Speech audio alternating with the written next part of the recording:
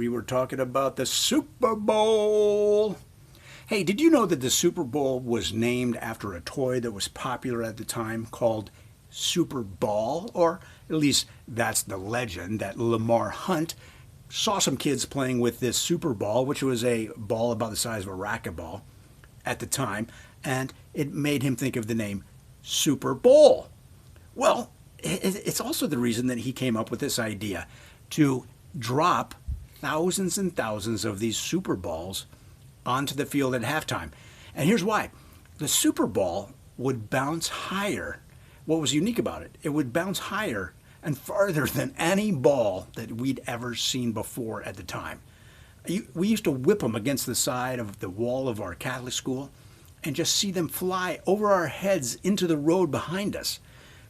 There was no other ball at the time that had the bounce of a Super Ball. So that was why Lamar Hunt came up with this idea. Let's dump them out of a plane and watch them bounce on the field. Now again, this was the very first Super Bowl, so they didn't have the halftime shows like they have now. So they're just coming up with anything. And they thought, let's watch these thousands and thousands of Super Balls bounce all over the field. It'll be fun. And they did just that. They dumped thousands of these Super Balls out of a plane that was flying over the field at halftime, and they landed on the field, and sure enough, they bounced higher than anyone ever had seen before, higher than the level of the stadium.